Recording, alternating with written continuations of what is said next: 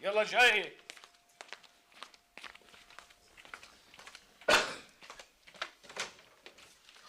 اهلين يا مو. اهلين فيك تقبرني. شو هالكيس خير؟ وينها بنت نظمي؟ جوا تفضلي يا مو. بعت لي اياها قوام. لك شبك وقفت؟ ما سمعت شو قلت لك؟ سمعت يا مو سمعت. عيط لي إلها لكان. شلون بدي اعيط لو هي مو هون؟ الله لا يعطيني عافيه على الكذبه اللي ما لها طعمه. يا مو بصراحه ماجده مو هون. وينها لكان؟ بصراحه عندها اجتماع مهم. بتطول لتجي؟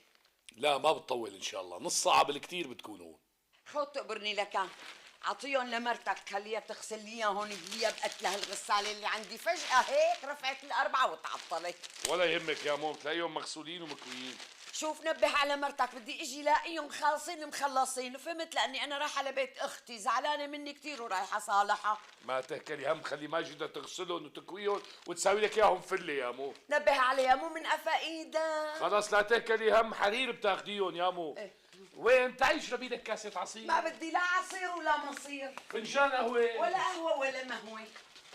بصير هيك يا مو. إيه بيصير، ليش لحتى ما يصير؟ شو اول مره يا بعدي؟ من هون ياما بتفوتي بالحيط من هون. شفت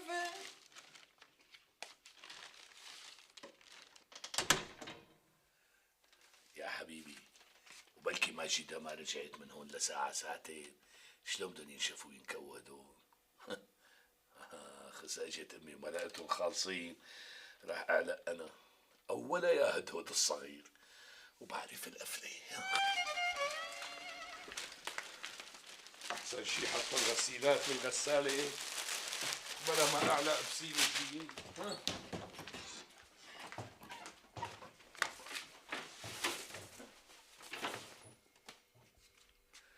يا حبيبي هي شلون بتشتغل بحياتي ما شغلتها، والمفعوصه اللي عندي ما بتعرف. ها جارتنا نجاح احسن شيء. ان شاء الله تكون جارتنا بالبيت مو رايحت لها شي مشوار. يلا مرحبا. اهلين سيداتي. جارتنا بتعرفي تشغلي الغساله الاوتوماتيك؟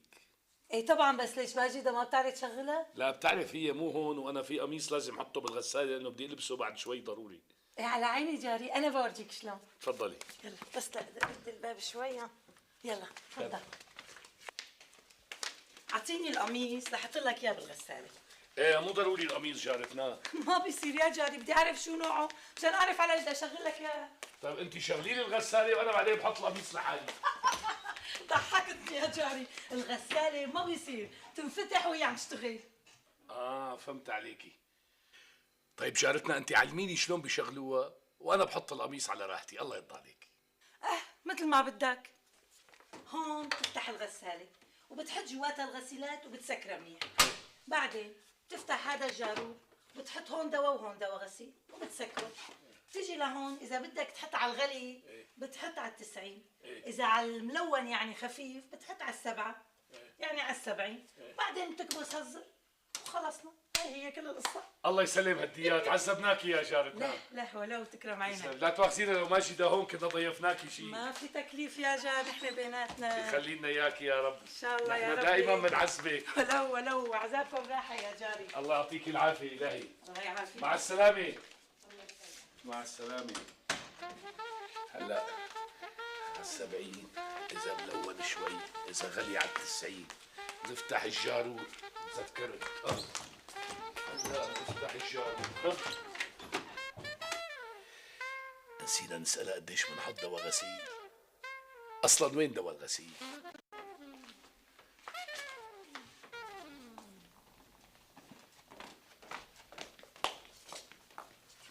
أبو رامز حبيبي صار وقت الحبة.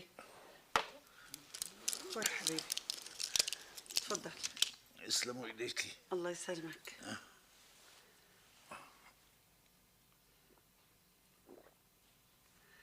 إن شاء الله فيها العافية يا حق. الله يعافيكي.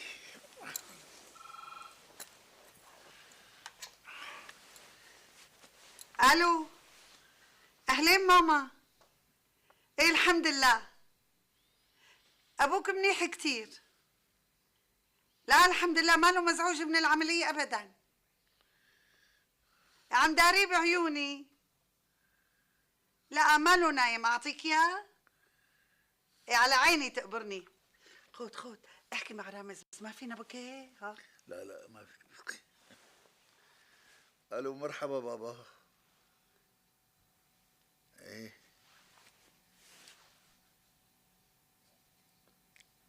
ايه الحمد لله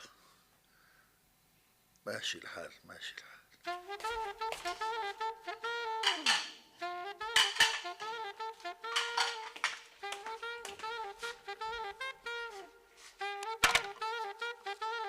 يا حبيبي هاي الغسالة وقفت قبل ما تجي ماجدة، ولي إذا رجعت أمي بدها الشراشف ولقيت أمه خالصين أكيد رح تفكر إنه ماجدة ما رضيت تغسله. شو هالمشكلة هي؟ بطالع الغسيلات من غسالة تجي ماجدة بتكويهم.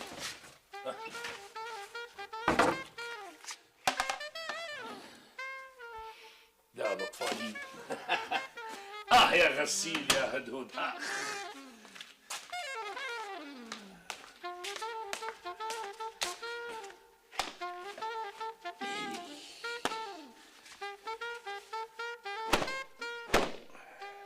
مرحبا سيد هادي.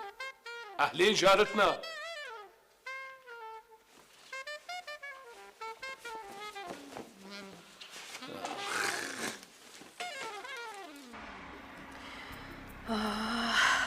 الحمد لله رب العالمين.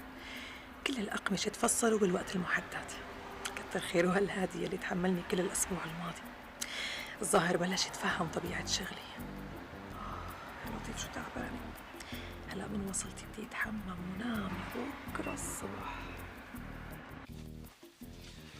ما نشفوا الغسيلات منيح كويون قبل ما تجي أمي.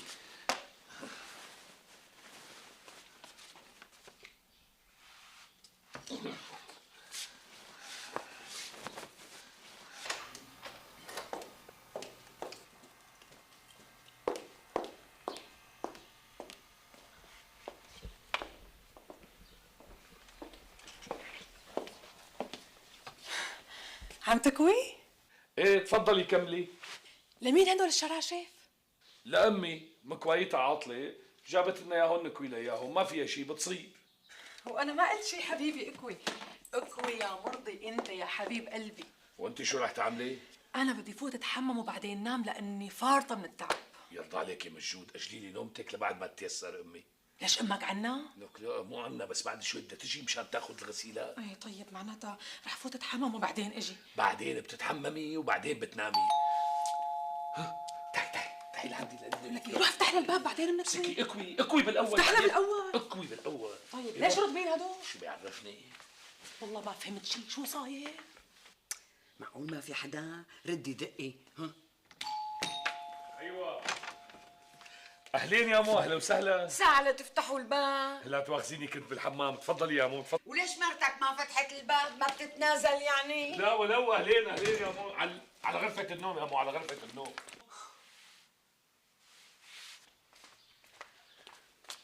شو هالمهيصة صايرة كتير كسلانة، كلهم شرشفين بدك لهالوقت؟ يا مو هلا نشفوا. اه تعي يا مو، تعي نعود. لاحقين على القعدة، اتركني بدي اشوف الشراشف غسلتهم مرتك منيح ولا هات ايدك والحقني. علينا. لك معقولة تكويهم لساتهم رطبين؟ هذه شو القصة؟ هلا اتركي هادي وحاكيني الي. هلا ما عدتي تعرفي لا تكوي ولا تغسلي ولا لانه صرتي آلي يعني مديرة عامة؟ خرجي.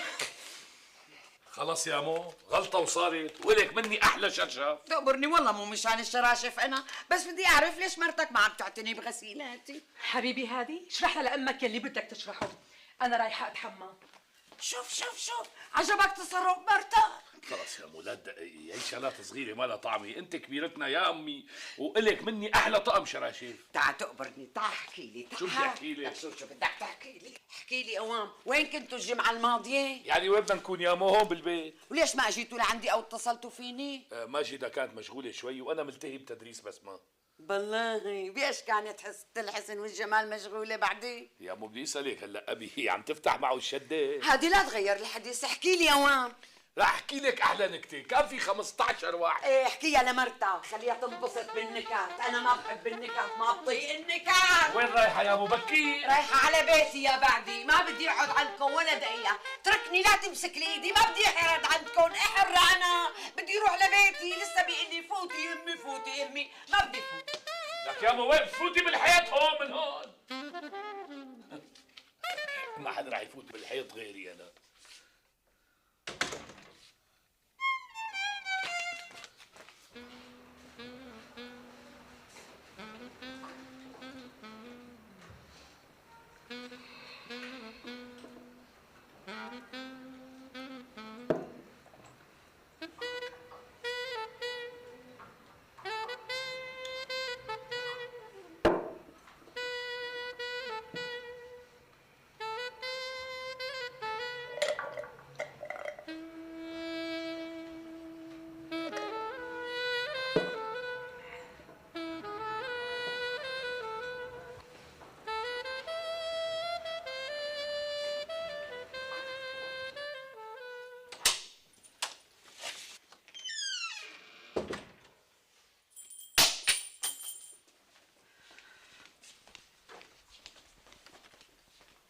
تعالي شوف شبكي ليش هيك فايتة مكركبة كأنك أكلة. حدا يسترجي يمد ايده علي بكسرها وبحمله اياها. لكان شبكي زعلانة ليكون كنتك ما رضيت تغسل لك الشراشة.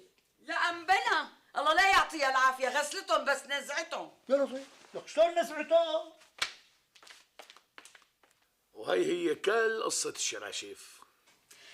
الله يصلحك يا هادي على هالعملة، كنت إلا أني باجتماع مهم وما رح أرجع للمساء. هذا اللي صار. بسيطة حبيبي بسيطة، هي لا أول مرة ولا حتكون آخر مرة بتزعل فيها مننا أمك. بكرة اشتري لها شراشف جديدة وتقلهم شوي وحاكيها كلمتين حلوين بيمشي الحال. وبلكي ما رضيت. بترضى حبيبي بترضى، فهمت عليك. إذا ما رضيت أنا بنفسي بروح لعندها وبراضيها، تكرم عينك وعين أمك. هي الأقمشة وخلصناهم وفصلناهم، يعني بكرة بعد الظهر ما عندي شيء، بس هلا خليني نام وارتاح ببوس إيدك ميتة من تعبي. تصبح على خير. انت من اهله.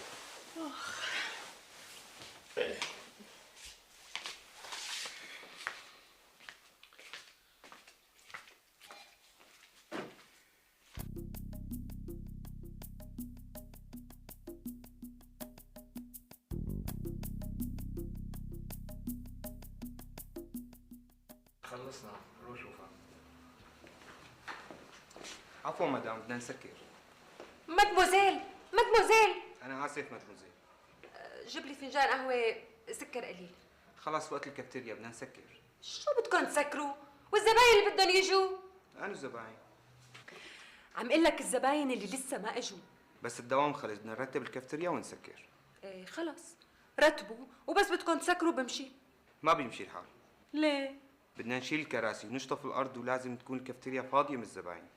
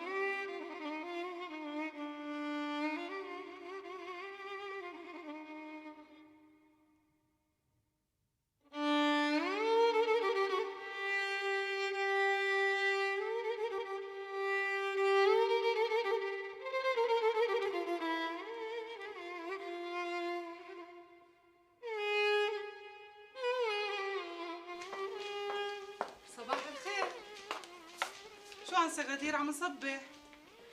ما حدا يحكي معي. شو كمان امبارح ما اجى على الموعد؟ ما حدا يحكي معي. بالناقص. خلص روح روح. صباح الخير، شو جابت لكم خبر بشلفت؟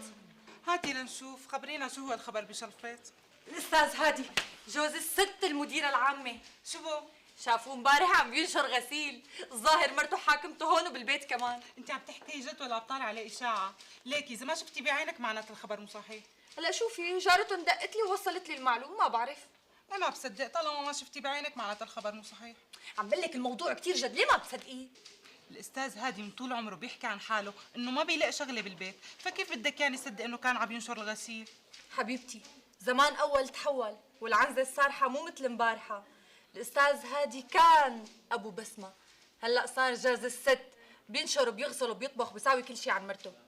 ديما حتى لو كان هذا الخبر صحيح فما تقولي لحدا. ليه بقى؟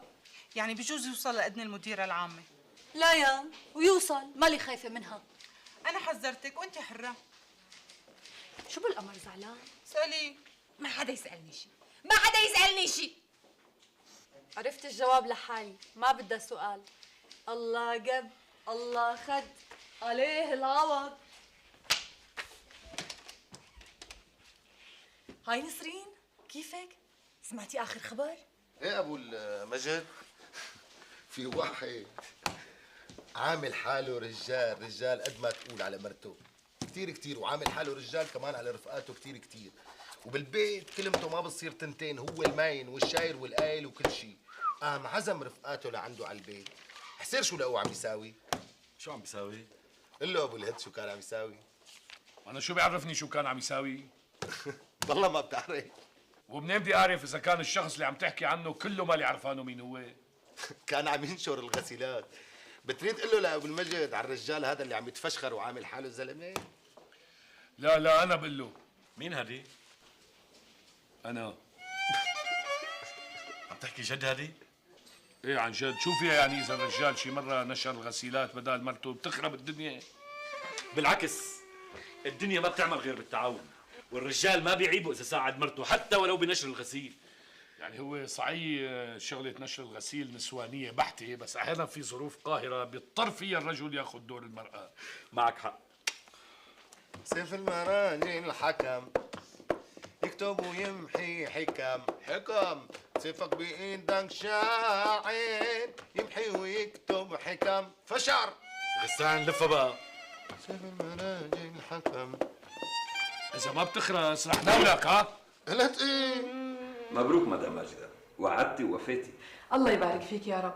أنا ما كنت بقدر أعمل شيء لولا مساعدتك ووقوفك جنبي. تفضلي استاذ. شكرا. حاجة تتواضعي، أنا ما عملت شيء، أنت اللي عملتي كل شيء. أنت اللي عم تتواضع سيادة الوزير. أنا عم توصلني أخبارك وأنت عم تتابعي مراحل التفصيل والخياطة كل يوم بنفسك. بتعرفي لو إنه أنا محل جوزك كنت تضايقت. مرقت. تفضلي. شو هدول؟ هدول مهمتك أنت والأستاذ نضال مشان تسافر بكرة لألمانيا. ومكافأة صغيرة مني إليك على جهودك اللي بذلتيها خلال الأسبوع الماضي. هي صحيح 10,000 ما لها محرزة، بس المكافأة بتحمل قيمة معنوية أكبر من القيمة المادية. شكرا كثير سيادة الوزير. وفعلا مثل ما تفضلت وحكيت، القيمة المعنوية للمكافأة مهمة كثير للموظف أو العامل يلي بيشتغل وبيقدم. بس أنا لي طلب عند سيادتك. وأنا موافق عليه قبل ما أسمعه. يا ريت تقسم هالمكافأة بيني وبين الأستاذ نضال، لأنه هو كمان تعب معنا كثير. أنت بتقدري تصرفي له مكافأة من عندك. مزبوط، بس القانون 20 مثل ما بتعرف حضرتك ما بيسمح لي أصرف لموظف أو لعامل مكافأة بتتجاوز 800 ليرة، وهو بيستاهل أكثر من هيك بكثير. ما رح أخليكي تكوني أكرم مني. مكافأتك خليها مثل ما هي، وال5000 اللي حضرتك حابة تصرفيها للأستاذ نضال أنا رح أصرف له إياها. منيح هيك؟ هذا كرم عظيم منك يا سيادة الوزير. هذا ما كرم. يلي بده يتكارم بيتكارم من جيبته، وأنا ما أعطيتكم شيء من جيبتي. هذا حقكم، وحق كل موظف نشيط يتكرم ويتكافئ على نشاطه. مثل ما عم نحاسب المقصرين على تقصيرهم، بدنا نكافئ المجتهدين على اجتهادهم. الله يديمك لنا ويخليك يا سيادة الوزير. أنا بتسمح لي بدي أرجع على الشركة. طولي بالك، لسه في شغلة صغيرة بس. خير. هدول قرارين موقعين مني، واحد بتسمية الأستاذ فايز اللي حضرتك اقترحتيه معاون مدير عام، والثاني بتسمية الأستاذ رافد يلي كمان حضرتك اقترحتيه يكون رئيس دائرة مالية بدال موفق وشاكر. شكرا لك سيادة الوزير انك اخذت برأيي. تأخرت الآن سعيتاب ما هيك؟ انت يلي راخيتي لها الحبل، عاقبيها مرة وشوفي شلون بتلتزم بالدوام. بس العقوبة ما حتحل لي مشكلتي. أنسة غدير، شو مشكلتك؟ انتي ما دخلك. يعني حبيبتي عن جد أنا بقدر أساعدك إذا بفهم بس شو مشكلتك. لا شكرا، انتي بالذات ما بدي مساعدتك. تصطفلي يا عجزت فيكي. صباح الخير صبايا. صباح النور. كيفك رويتر؟ شو الأخبار؟ منيحة مأنزعة الحمد لله. عتاب عتاب حبيبتي تأخرتي اليوم، ليش تأخرتي؟ شغل بالي عليكي. شباب من خالتك؟ شبو؟ ما اجى امبارح على الموعد. يبعت لي حما نسيت اقول لك انه حاتم سافر. سافر؟ لوين سافر؟ على بلغاريا، عنده شغل هنيك. وين بده يرجع؟ شو غدو؟ شايفه نار الشوق حميانه عندك حبيبتي. ايه نار الشوق حميانه عندي، بس انا خايفه ما يرجع. لا شو ما يرجع؟ ما بيحسن ما يرجع، عنده شغل كثير هون حبيبتي، اذا تاخر عليه كثير مشكله. طمنتي قلبي، الله يطمن بالي. اشتغلي اشتغلي، وانت كمان اشتغلي. انا لا غنيت ولا حكيت. بدك تحكي لذلك اشتغلي. وانت مين خبرك؟ عيب عليكم، حاج طلعوا اشاعات على هالزلمه، عن جد عيب. شو هالعالم هي ما بتترك حدا بحاله؟ تفضلي مدام سماح. تسلموا هالايدين. الله يسلمك. شو بكي ليش مزعوجة؟ ما في شيء. يعني بنتك فيها شيء؟ لا ما في شيء. الست المديرة ما سمعت صوتها، يا ترى ما اجت؟ اجت وراحت. لوين راحت؟ عند السيد الوزير. ايه طيب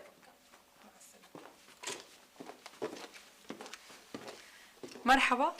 اهلين وسهلين مدام. اهلين مدام، هلا كنا بسيرتك.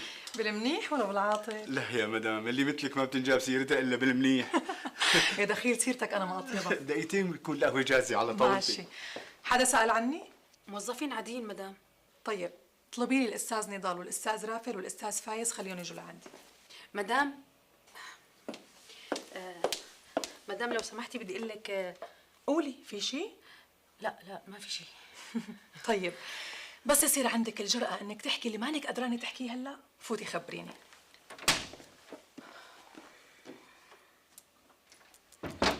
والله ماني ملاقيتها حلوة الا. ابو المجد، بدي اسالك، اذا صار معك 120,000 ليره شو بتساوي فيه؟ نتجوز وحده ثانيه. خراس لك مخبر، ما حدا سالك. عن جد ابو المجد، اذا صار معك هيك 120,000 ليره شو بتساوي فيه؟ إيه مو يصير معي هذا المبلغ. ان شاء الله ربي بيطعمك هيك وبيصير معك، بس فرضا صار معك شو بتعمل؟ انت ليش عم تسال؟ اكيد نزلت عليه رزقه من كبد السما. 120,000 ليره لكو محتار كمان شو بده يعمل فيهم. صحيح يا ابو الهاد، هالمخبر عم يحكي حقيقه. يعني مزبوط، بس مو مثل ما عم يفكر الواطي. انا اجتني رزقه، بس لازم تعرف انه انا وماجده مستحيل نمد ايدنا على الحرام. يا حرام، لك منين اجتكم المصاري؟ لقيتوا القيه ولا ربحتوا بورقه يا نصيب؟ لا لقيناهم ولا ربحناهم باليا نصيب. اكيد اجتكم ورثه من قرايبكم هذا اللي بفنزويلا، ما كمان ما حذرت. حبيبي ابو الهاد، عن جد قلنا منين اجوا المصاري؟ انت مو نزلت معنا على البنك انا وماجده لما اخذت القرض؟ ايه بلا تماما بتذكر، وماجده اخته مشان علاج ابوها. هذا يا سيدي ابن اخوه لعمي الله يرضى عليه، بعت له 500,000 ليره، قام عمي رجع لنا القرض اللي اخذناه وعطانا فوقه 50,000 ليره. لكن ان شاء الله الف الف الف مبروك يا حبيبي يا ابو الهاد، ان شاء الله تصرفوهم بالهنا. الله يبارك فيك. وانت يا مأرنب افندي، ما بدك تبارك لي ولا مالك مصدق كذبتي؟ انا ما قلت انه عم تكذب، انت اللي قلت. عن جد ابو المجد، شو بتنصحني ساوي فيهم؟ تجوز وحده ثانيه. خراس غسان.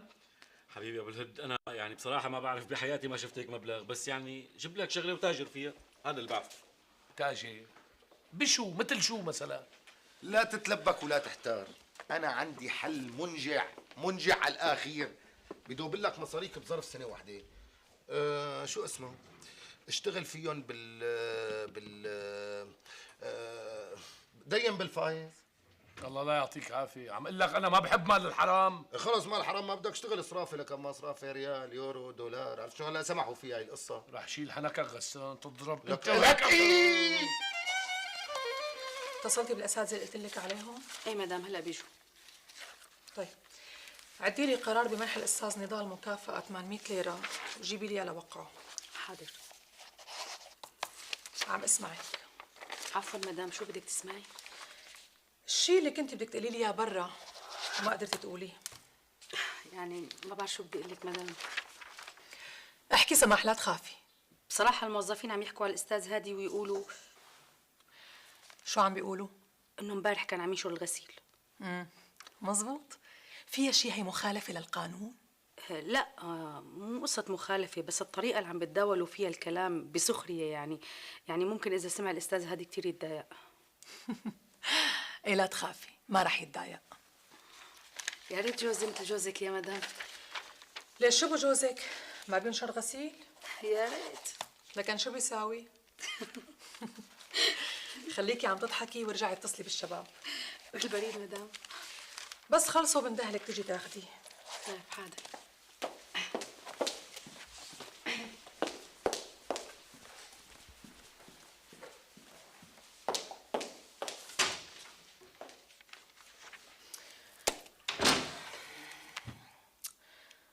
أكيد بيكونوا هلأ الموظفين عم يتمسخروا على هادي، وأكيد هو بيكون متضايق، وأكيد هالشي رح ينعكس على علاقتي معه. شو بتنصحوني أعمل؟ مزبوط، لازم أحكي معه. ألو؟ هادي؟ ايه ماشي ده ماشي. طيب هلا بيجي. يلا ماشي ده جاي. شو شايف ماجد حاف؟ غسان خراس احسن مناولة.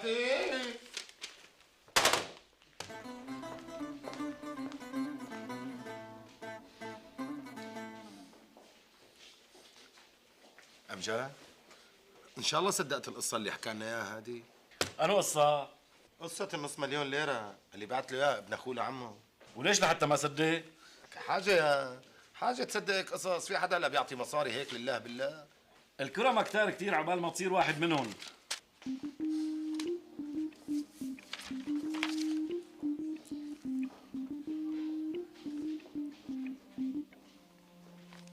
حبيبي اتوصى بالتقرير كتير منيحة وتقل العيار، لأنه هادي زلمة صادق ومثل بعض ناس.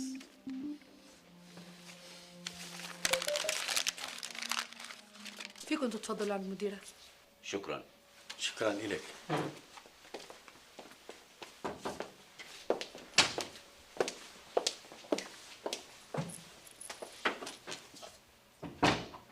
مرحبا مدام سماح.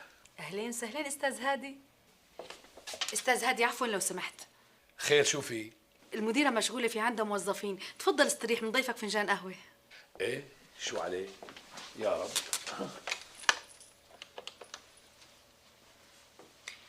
أبو فاضل تعال عندي. لا تواخذيني مدام سماح، احيانا بطحش فكر حالي مدعوم انا بنسى. أهلا وسهلا فيك. خلينا اياك. شلون صغيره؟ تمام الحمد لله ماشي الحال. بدك تطولي بالك، هيك وضع المرأة العاملة. نعم مدام مارين. أهلين أستاذ هادي. يا عيد أهلين. شوف الأستاذ هادي شو بحب يشرب. شو بتحب تشرب أستاذ هادي؟ شو عندك غفار؟ لا عن جد شو عندك؟ خلص والله أنت دماتك خفاف. خليني اياك شربنا. بس على راسي. الله يخليك. لك وين رحت؟ ما عرفت شو بده يشرب. أنا فهمت عليه.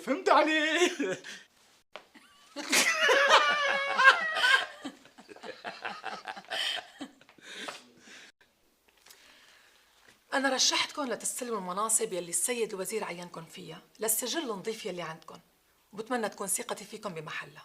ان شاء الله رح نكون عند حسن ظنكم فينا مدام. إن شاء الله. بتقدروا تباشروا عملكم من هاللحظة. ألف مبروك. الله يبارك فيك سيادة المديرة، وان شاء الله ما بتشوفي منا الا يلي بيرضيك. إن شاء الله.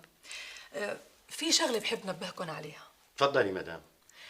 أكيد هلأ من وصلتكم على المكتب رح تبلش الضغوطات من الأقارب والأصدقاء والمتنفذين. بتمنى أنكم ما تلبوا أي طلب خارج القانون. أنا ما عم قلكم لتساعدوا حدا لا سمح الله، لا، ساعدوا اللي بتقدروا تساعدوه، بس دائما خلوا شغلكم ضمن القانون.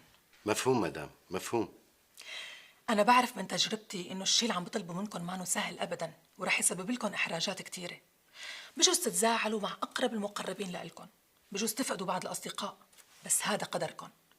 إذا ما انكم قد المسؤولية قولوا لي من هلأ. ما حدا بيزعل من القانون يا مدام. عظيم. إذا هذا رأيكم فأنا هلأ مطمنة على الشركة وعليكم، بس بحب نبهكم لشغلة تانية كمان. تفضلي مدام. أثناء عملكم بجوز تكتشفوا بعض التجاوزات والأخطاء اللي ارتكبوها اللي قبلكم واللي التحقيق ما اكتشفها. بتمنى إذا اكتشفتوا هالشيء إنكم ما تسكتوا، تجوا لعندي بتحطوني بالصورة وأنا بتصرف. حاضر مدام. أنا ما عاد عندي شيء أقوله، ببارك لكم مرة تانية، بتمنى لكم كل الخير. شكرا لك مدام على هالثقة يلي منحتينا إياها. الشكر إلكم إنكم قبلتوها. شكرا لك.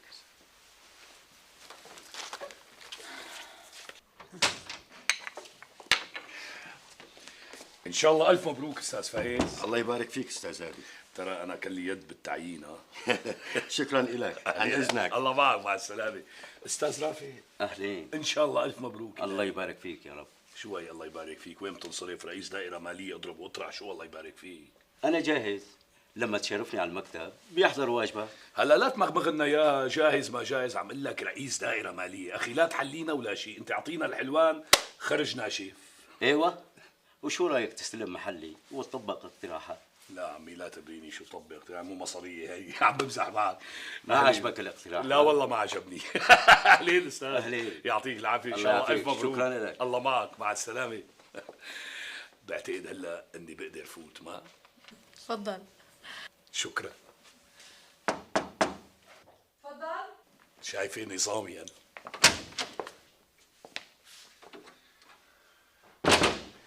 يا عمي شو هالحكي العز للرز، غير مشي هون نهائيا. شو هاد؟ شو مجهود دكاني خير؟ ما بدي شي سلامتك، بس حبيت بارك لك. تباركي لي على شو؟ السيد الوزير صرف لي مكافأة 10,000 ليرة. حلو، وانا شو دخلني؟ المفروض انا بارك لك. لك شلون شو دخلك؟ كل ليرة بتدخل على بيتنا يا استاذ هي مصرياتنا نحن الاثنين. بعدين هال10,000 ليرة انت الك فيهم مثل ما انا الي فيهم. يا ستي مبروكين، تصرفيهم بالهنا ان شاء الله. الله يبارك فيك يا رب، بس بدك الحقيقة انت بتستاهلهم اكثر مني. ليش بقى؟ شلون ليش؟ ما انت تحملتني وتحملت غيابي عن البيت اسبوع كامل، ولو ما هيك انا ما قدرت اعمل شيء. يا ستي مرقت. هادي كأنك مزعوج او متضايق من شيء، في شيء؟ لا ليش لا اسعد، بالعكس انا فرحان كثير مشان المكافأة. يعني مالك سمعان شي خبر زعجك؟ خبر مثل شو؟ ما بعرف، بس شفتك متضايق شوي، قلت لحالي لا اطمن عليك. اذا قصدك الخبر اللي عم يقولوه الموظفين اني عم بطبخ وانفخ وانشر غسيل، بحب طمنك انه خلص بطلت عيدها. ايه انا ما عاد خليك تعيدها يا روحي ويا حبيبي ويا تاج راسي انت. من الاخير مجهود. شو بدك تغدينا اليوم؟ يا سيدي انا اليوم عازم، قصدي اقول انه انت يا ريت تعزمنا انا وبسمة على شي مطعم نتغدى برا، حلوان المكافأة. ماشي، بس انا اللي بحجز الطاولة. لك حجوز يا حبيبي، حجوز مثل ما بدك. وين بتحبي نتغدى؟ اي مكان وياك يا ايوه. عم بمزح معك وزن.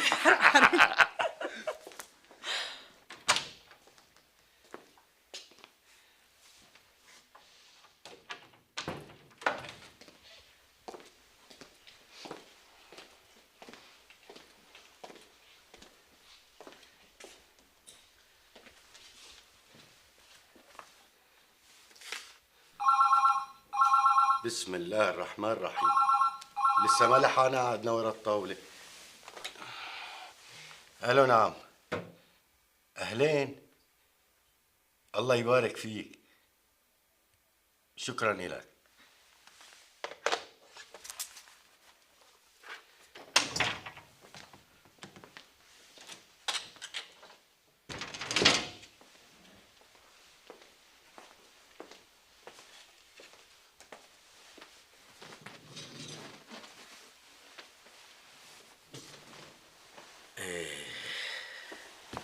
الحمد والشكر لك يا رب. تمهل ولا تهمل، وهيك بيكون رجع الحق لاصحابه.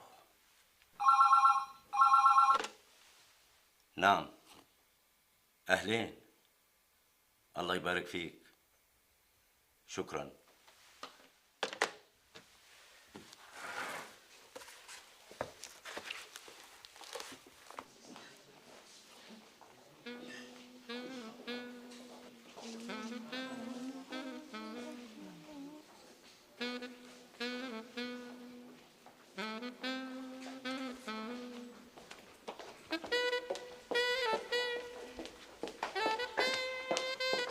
عتاب. يا روح العتاب.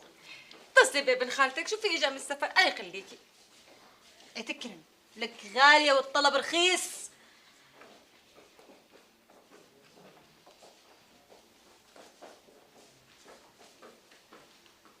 خطه مغلق وخارج نطاق التغطية، معناتها لساته مسافر. ليش ابن خالتك حاتم ما معه خط دولي؟ ابن خالتك ما معه خط دولي؟ لا كان معه خط دولي بس هو باعه مشان ما يلقطوه لما كان مسافر. ايه بس الخطوط الدولية انوجدت مشان هالشي، يعني رجال الأعمال الكبار لازم يكون معهم خط دولي مشان يمشوا أعمالهم وين ما بيكونوا. وكان على المقلة طمنا للأنسة غدير، مالك شايفتيها شو قلقانة عليه؟ خلص هبه، خلص لا تتدخلي بشي ما بيعنيكي. ايه انا عم بتدخل مشانك. قوموا، ما بدكم تاكلوا حلوان؟ قوموا نروح نبارك للأستاذ اللي تعينوا محل شاكر وموفق. يلا ايه يلا أنا جاية معك. يلا بسرعة لك روحي حلوان. امشي غدور روحي لك، يلا امشي نتسلى لك انا ما بدي لا اتحلى ولا اتسلى، اتركوني بحالي. على راحتك. انا حزينة.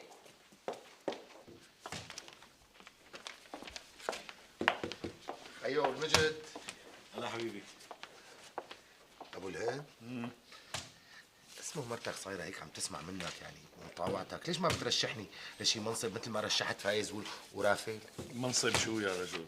لك اي شيء هيك نحسن وضعنا والله. ها الاوضاع لك الاوضاع ضيقه لانه انت ايدك فاروطيه، ضب ايدك بيتحسن وضعك. لك هلا بلا منزح، انا عم احكي معك مشان تحكي معه وانت عم تمزح. لك حاجه قله عقل بقى، إيه علي ما علي هالطاوله اللي مقعدينك عليها زياده عليك. ابو المجد احكي لك شي كلمه انت بتمون عليه. ساعده هادي حرام. ابو المجد خليك نظامي. ها شلون بدي ساعده؟ اكتب لك شي تقرير عنه، حرام ايده صارت توجعه من كتابه التقارير. هلا هذا اللي طلع معك؟ لك انا شو بدك يعني اقول لك؟ اللي ما تقول لي، لا تقول لي شيء، قول لحبيب قلبك هادي ما بده حدا يوصيه برفقاته، اذا بيقدر يساعد حدا ما راح يقصر. اذا قصد بيقدر. اخي هي انت وهي هو، واذا بيقدر يساعدك بالله انا بنبسط لك. يا ابو الهد شو قلت؟ بشو؟ بدك تحكي لنا مع الست المديره ولا لا؟ شغلة انك تتعين رئيس لجنة مشتريات لا سمح الله لا تحلم فيها، حتى لو ماجدة عينتك راح وقف ضدك انا. وليش بقى؟ لك اخي انت بتعرف ليش؟ انعمى شو قليل الخير؟ دي عم تعير لك لا تقيها. لك وديع بتعرف بايش عم فكر؟ اذا ما قلتي لي شلون بدي اعرف؟ عم فكر دور على عروس وجوزه لهادي. بس يا خانو ابنك متجوز وعنده بنت. واذا متجوز بيصفق جوازه مرة تانية، الشرع محلل له 4 تاكلك الضبعة. منيح حليت الطنطيني، كنت نسيان. الله يرضى عليك يا حياة، بكره بتدوري على هالجيران وبتنقي لك شي ضرة تتفقي معها، لأنه بصراحة أنا ما بحب النقار بين الضرايب. شو تفضلت؟ يلعن الطراق بدك تتجوز علي، هذا اللي كان ناقص. لك مو أنت قلتي الرجال بحق له 4؟ إذا خايفة ما أعدل بيناتكم لا تخافي، أنا بعجبك. الواه ملا رجال، لك أقرع بدك تفرق بالنص. لك بكره بس تجي العروس جديدة هيك صغيرة ونغنوغة بتغير حالي كله، بجدد نشاطي. ما فشرت عينك تتجوز علي، بقوصك وبقوصها على الخالص، قال يتجوز علي قال. شلون لك كان بترضي على ابنك يجيب ضرة لمرته؟ هي غير شكل. شلون غير شكل؟ اشرحي لي اياها بقى، يعني انت على راسك ريشه وهي لا؟ انا جبت لك صبي يحمل اسمك، اما هي جابت له بنت وحده وحاليا مو ناويه تجيب غيرها، قال لانه قال يعني مديره عامه ما بصير تطنبر وتجيب ولد تاني. ودخيله بلاله هالصبي. الشغله مو على كيفه وعلى كيفك. لو كان على كيف مين؟ على كيفي انا. لك يا حياة اتركي هالرجال هو ومرته عايشين بستر وسلامة، لا تخربي له حياته. وينك؟ لا تتدخل انت، بدي جوزه يعني بدي جوزه. لك وين رايحة؟ رايحة البس ودور له على عروس. الله يعينك يا هادي. من شو خايفة؟ من شو خايفة؟ إذا نابليون بذاته كان يخاف من الفحص. إيه بس الواثق من نفسه ما لازم يخاف. ما هاي هي المشكلة، إني ماني واثقة إني رح أقدم الفحص منيح. إيه بس لسه في وقت، يعني إذا حاسة حالك مقصرة بشي مادة فيك تلحقيها وتعوضيها، وأنا بساعدك. جاوبني هاني بصراحة، أنت ليش عم تساعدني؟ يعني ما بتعرفي بتحبني؟ يا ريت نأجل الحكي بهالموضوع لبعد الفحص. يعني ما بتحبني؟ أنا ما قلت هيك. يعني بتحبني، قول هاني لا تستحي. ماذا أقول في حب أنعش فؤادي؟ ماذا أقول في حب أرق سهادي؟ حبك يسكن في جبالي ووهادي.